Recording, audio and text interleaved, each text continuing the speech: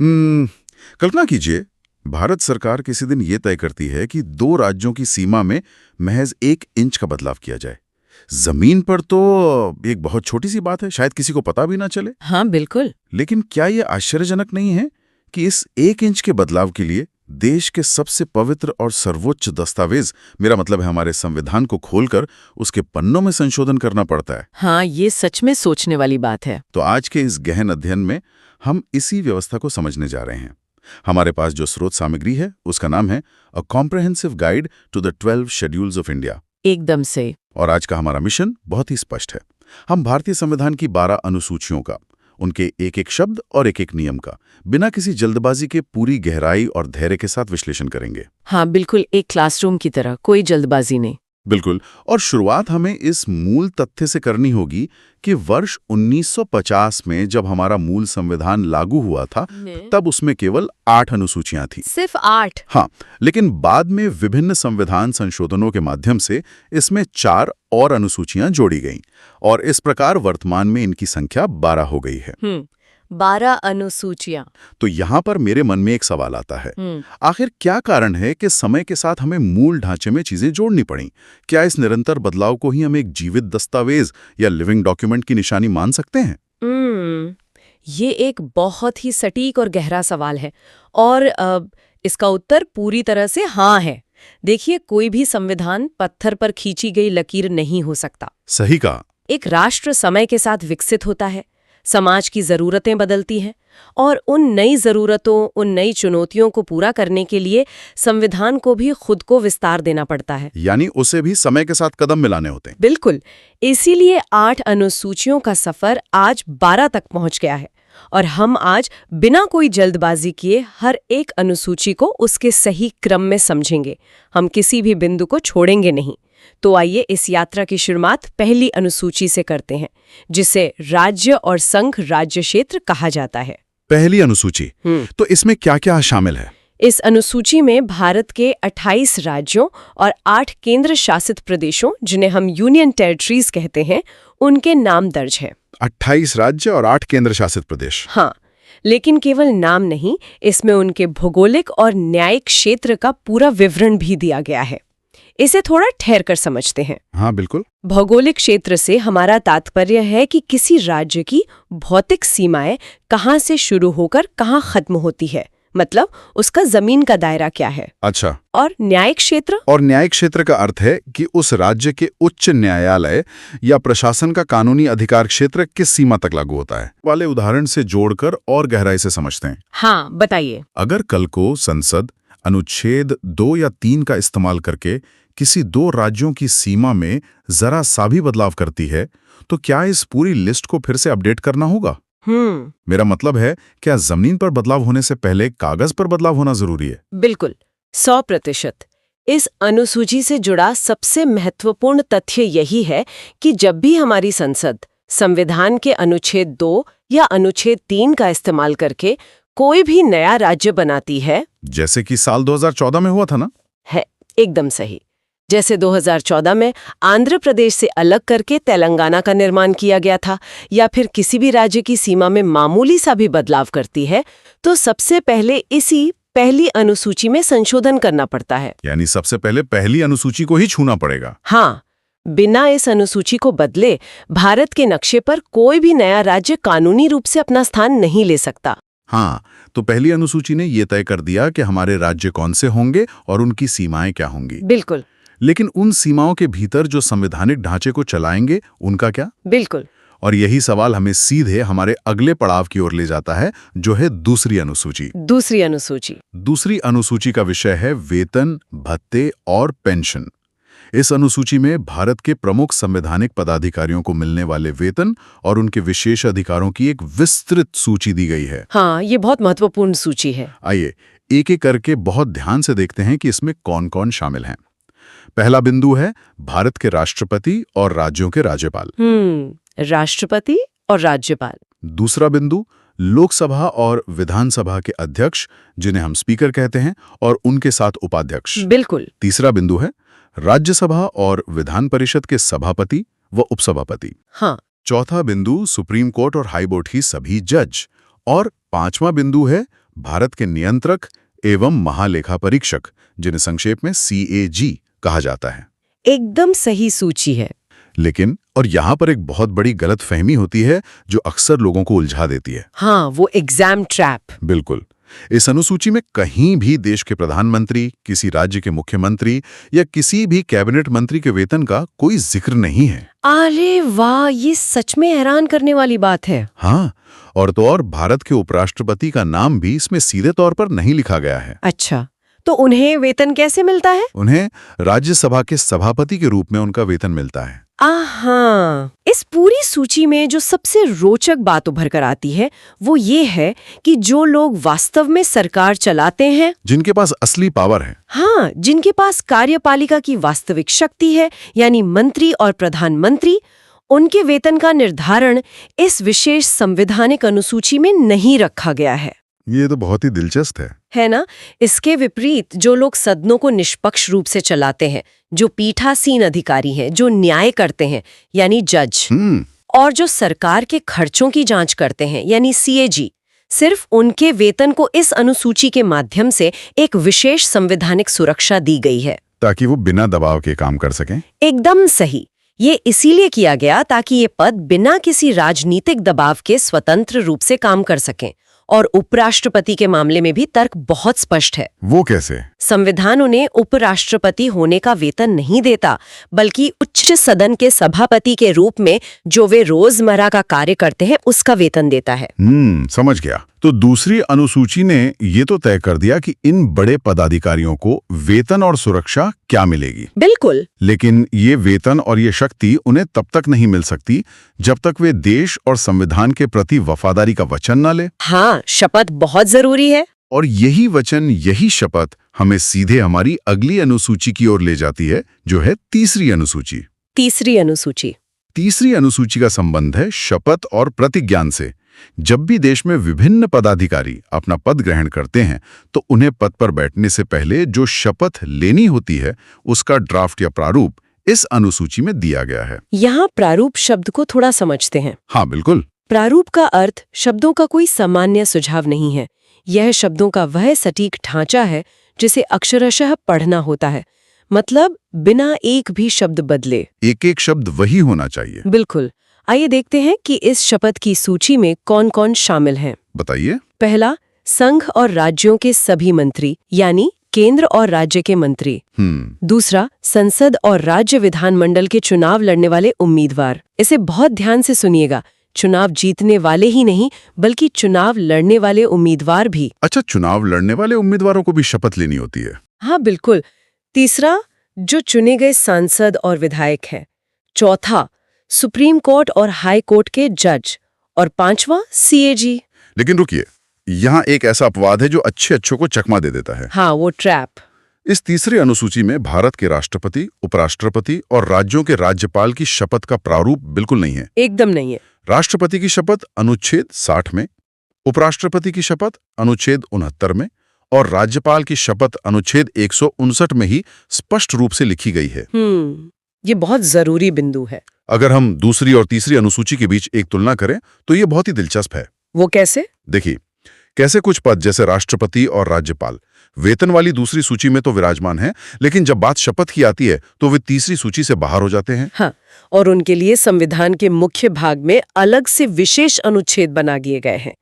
ये तुलना संविधान की बारीकियों को समझने के लिए बहुत आवश्यक है। बिल्कुल। राष्ट्रपति और राज्यपाल राष्ट्र और राज्य के प्रमुख हैं, इसलिए उनकी शपथ को सीधे उनके पद के अनुच्छेदों के साथ रखा गया है। तो शपथ लेने के बाद इन जनप्रतिनिधियों को बैठना कहाँ है, इसका निर्धारण कैसे होता है? आइए इस पर विचार करते हैं। और ये हमें ले जाता है चौथी अनुसूची पर। चौथी अनुसूची? चौथी अनुसूची का विषय है राज्यसभा में सीटों का बंटवारा। राज्यसभा यानी ऊपरी सदन। हाँ, ये अनुसूची पूरी तरह से यह निर्धारित करती है कि भारत के किस राज्य से और किस केंद्र शासित प्रदेश से कितने सांसद चुनकर ऊपरी सदन यानी राज्यसभा में जाएंगे। इसका आधार क्या होता है? इसका जो मूल आधार है वो पूरी तरह से राज्यों की जनसंख्या पर निर्भर करता है। सीटों का बंटवारा राज्यों की आबादी के आधार पर तय किया जाता है। तो जिसकी आबादी ज्यादा उसकी सीटें ज्यादा? बिल्कुल। आइए इसे थोड़ा विस्तार से समझते हैं। उत्तर प्रदेश, जो कि भारत का सबसे ज्यादा आबादी वाला राज्य है, वहां से राज्यसभा में 31 सीटें आवंटित की गई हैं। 31 सीटें? हाँ। इसके विपरीत अगर हम सिक्किम जैसे छोटे और कम आबादी वाले राज्यों को देखें तो वहां से राज्यसभा के लिए केवल 1 सीट निर्धारित है। सिर्फ 1 सीट? हाँ। अब सवाल ये उठता है कि जनसंख्या ही क्यों? अमेरिका की सेनेट की तरह हर राज्य को बराबर सीटें क्यों नहीं दी गई? हाँ, ये सवाल तो मन में आता है। हमारे संविधान निर्माताओं का मानना था कि संसद में लोगों का प्रतिनिधित्व होना चाहिए। जिस राज्य में ज्यादा लोग रहते हैं उस राज्य की आवाज भी ऊपरी सदन में उसी अनुपात में होनी चाहिए। और इसी अनुसूची में केंद्र शासित प्रदेशों को लेकर भी एक बहुत महत्वपूर्ण तथ्य है। जी बिल्कुल। भारत में कुल 8 केंद्र शासित प्रदेश हैं, लेकिन इस चौथी अनुसूची के अनुसार सिर्फ 3 केंद्र शासित प्रदेशों का ही राज्यसभा में प्रतिनिधित्व है। और वो 3 कौन से हैं? वो हैं दिल्ली, पुडुचेरी और जम्मू कश्मीर। अब सवाल है कि ऐसा क्यों है? बाकी 5 का प्रतिनिधित्व क्यों नहीं है? इसके पीछे का गणित बहुत सीधा है। राज्यसभा के सदस्यों को राज्यों के विधायक चुनते हैं और केवल इन्हीं 3 केंद्र शासित प्रदेशों के पास अपनी स्वयं की विधानसभाएं मौजूद हैं। यानी जहां विधानसभा नहीं, जहां विधायक नहीं, वहां से राज्यसभा के लिए प्रतिनिधि चुना ही नहीं जा सकता। बिल्कुल सही विश्लेषण है। ये बहुत ही तार्किक है। अब हम मुख्य धारा की राजनीतिक व्यवस्था से थोड़ा अलग हटकर उन क्षेत्रों की बात करते हैं जिन्हें एक विशेष प्रशासनिक ढांचे की आवश्यकता है। यानी अब हम 5वीं अनुसूची में प्रवेश कर रहे हैं। हाँ, हम प्रवेश कर रहे हैं 5वीं अनुसूची में। ये अनुसूची बात करती है अनुसूचित क्षेत्रों के प्रशासन की। अनुसूचित क्षेत्र? हाँ, इसमें देश के अनुसूचित क्षेत्रों और अनुसूचित जनजातियों के प्रशासन और उन पर नियंत्रण से जुड़े अत्यंत महत्वपूर्ण नियम दिए गए हैं। तो ये क्षेत्र कहाँ है? अगर हम इसके महत्वपूर्ण तथ्यों पर गौर करें तो वर्तमान में भारत के 10 राज्यों में ऐसे क्षेत्र मौजूद हैं। 10 राज्यों में? हाँ, उदाहरण के तौर पर झारखंड, छत्तीसगढ़, मध्य प्रदेश आदि राज्यों में ऐसे इलाके हैं। और इस बिंदु पर हमें बार बार जोर देना चाहिए कि किसी भी इलाके को अनुसूचित क्षेत्र घोषित करने की शक्ति केवल और केवल भारत के राष्ट्रपति के पास होती है। केवल राष्ट्रपति के पास? बिल्कुल। और इन घोषित क्षेत्रों में आदिवासियों के मूल अधिकारों और उनके हितों की रक्षा के लिए बाकायदा एक जनजातीय सलाहकार परिषद बनाई जाती है। Tribal advisory council. हाँ। अगर हम इसे अवधारणा के रूप में समझें तो ये अनुसूची एक विशेष प्रोटेक्शन जोन या सुरक्षा घेरे की तरह काम करती है। प्रोटेक्शन जोन बिल्कुल सही शब्द है। ये एक ऐसा घेरा है जो देश के आम कानूनों से थोड़ा अलग हटकर काम करता है। ऐसा इसलिए किया गया है ताकि वहां रहने वाले मूल निवासियों की जो प्राचीन संस्कृति है, उनकी पहचान है, हाँ, उनके जमीन और जंगल के जो अधिकार हैं, वे भारी हस्तक्षेप से पूरी तरह सुरक्षित रहें। और सुरक्षा घेरे का यह विचार ही हमें अगली यानी छठी अनुसूची की तरफ ले जाता है। छठी अनुसूची? छठी अनुसूची भी जनजातीय प्रशासन की ही बात करती है, लेकिन ये 5वीं अनुसूची से अलग है। अलग कैसे? क्योंकि ये एक बहुत ही विशिष्ट भौगोलिक क्षेत्र के लिए है। ये अनुसूची पूर्वोत्तर के 4 राज्यों के जनजातीय प्रशासन के लिए विशेष प्रावधान करती है। और वो 4 राज्य कौन से हैं? वो 4 राज्य हैं असम, मेघालय, त्रिपुरा और मिजोरम। असम, मेघालय, त्रिपुरा और मिजोरम। हाँ, और स्रोत में इसे याद रखने की एक बहुत ही आसान ट्रिक दी गई है, AMTM। AMTM? हाँ, ये तो बहुत आसान है। हाँ, इस अनुसूची का सबसे महत्वपूर्ण तथ्य ये है कि इन 4 राज्यों में स्वायत्त जिला परिषदों यानी ऑटोनमस डिस्ट्रिक्ट काउंसिल्स का गठन किया जाता है। Autonomous district councils? हाँ। तो इनके पास क्या शक्तियां होती हैं? इन परिषदों की शक्तियों को हमें बहुत ध्यान से समझना होगा। इनके पास आम पंचायतों से कई ज्यादा शक्तियां होती हैं। अच्छा। हाँ, पहली शक्ति है कानून बनाने की शक्ति। ये खुद कानून बना सकते हैं? बिल्कुल। ये परिषदें विवाह, जमीन और संपत्ति के मुद्दों पर अपने स्थानीय रीति रिवाजों के अनुसार खुद कानून बना सकती हैं। अरे वाह। दूसरी शक्ति है टैक्स लगाने की शक्ति। अपने क्षेत्र के विकास के लिए ये स्थानीय स्तर पर कर वसूल सकती हैं। और तीसरी शक्ति है स्थानीय न्याय करने की शक्ति। न्याय करने की शक्ति भी? हाँ, अपने क्षेत्र के विवादों को सुलझाने के लिए इनके पास अपनी एक न्यायिक व्यवस्था होती है।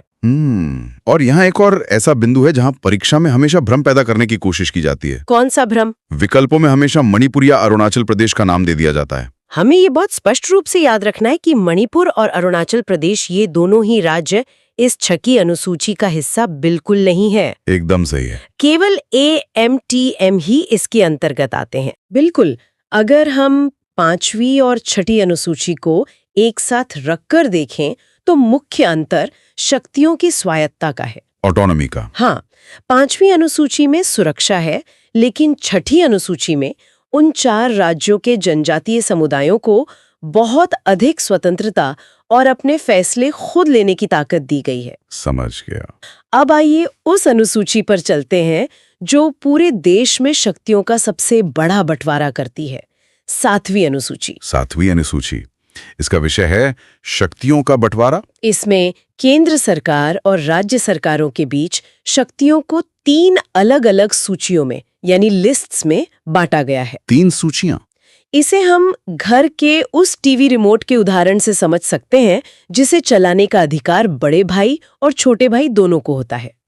ये बहुत ही बढ़िया उदाहरण है। देखिए, कुछ चैनल बड़ा भाई तय करेगा, कुछ छोटा भाई, लेकिन समवर्ती सूची उस शेयर किए गए रिमोट की तरह है जहां अगर दोनों में झगड़ा हुआ तो अंतिम फैसला बड़े भाई यानी केंद्र का ही माना जाएगा। बिल्कुल सटीक। आइए एक एक करके इन सूचियों का विस्तार से अध्ययन करते हैं। तो पहली सूची है संघ सूची यानी यूनियन लिस्ट। इस सूची में वो विषय रखे गए हैं जो पूरे देश के लिए समान रूप से महत्वपूर्ण है। पूरे देश के लिए? हाँ, इसलिए इन विषयों पर केवल संसद ही कानून बना सकती है। मूल रूप से इसमें 97 विषय थे जो अब बढ़कर 100 हो गए हैं। 97 से 100?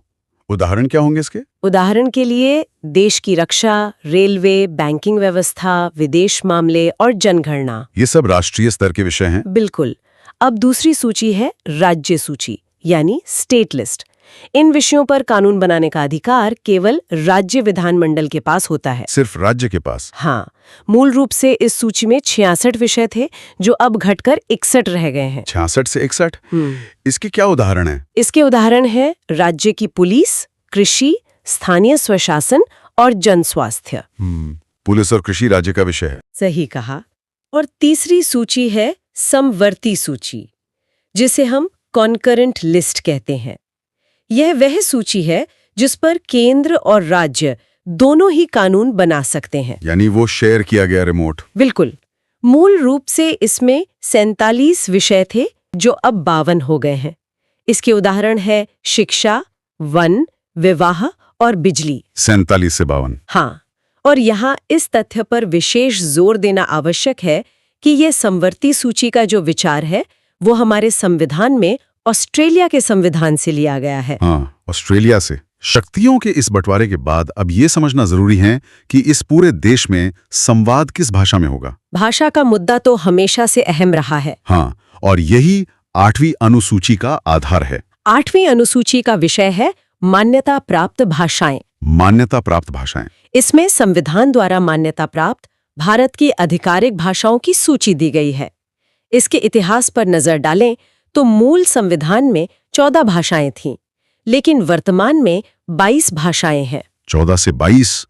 ये संख्या क्यों बढ़ी?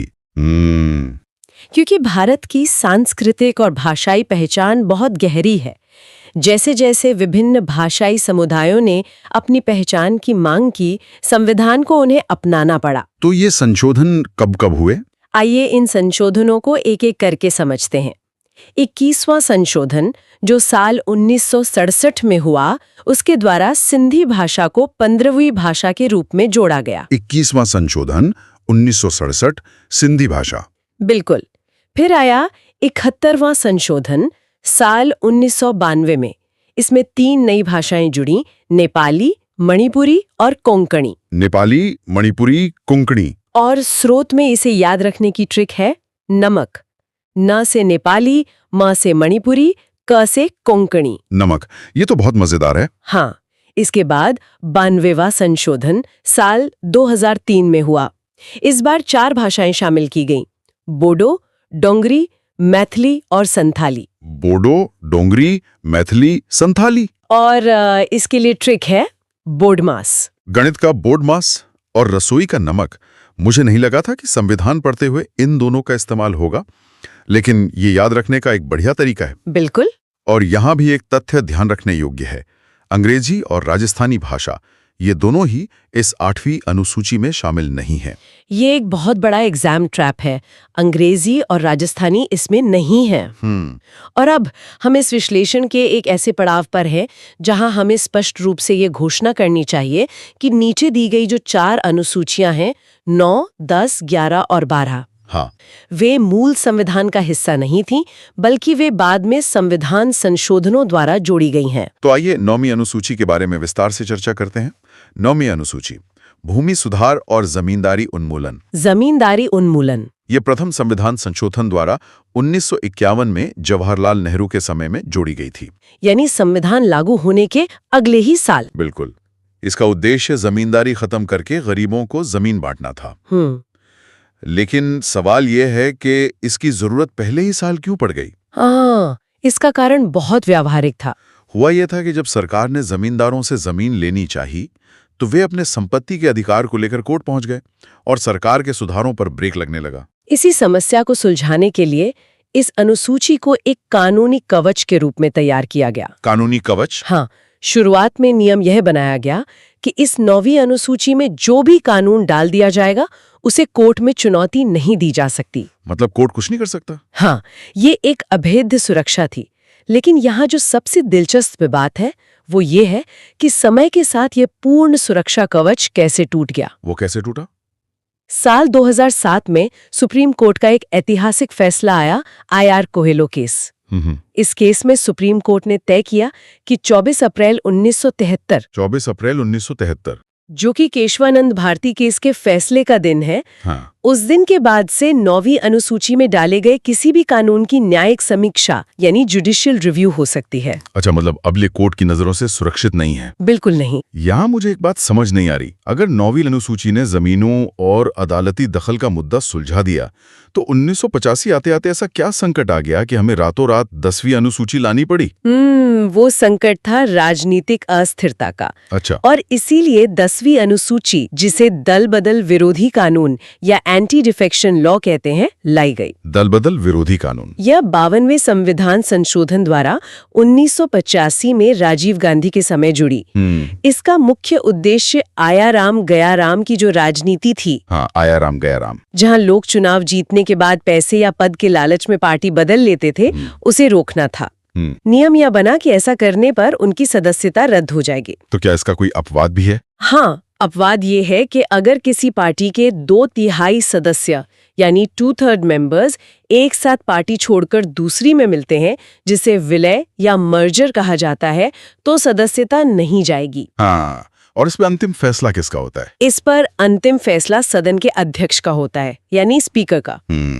क्या ये कानून एक विधायक की व्यक्तिगत आजादी और उसकी स्वतंत्र सोच को रोकता है? देखिए, स्रोत सामग्री के दायरे में अगर हम देखें तो इसका उद्देश्य व्यक्तिगत स्वतंत्रता को रोकना नहीं, बल्कि लोकतांत्रिक जनादेश के साथ होने वाले धोखे को रोकना है।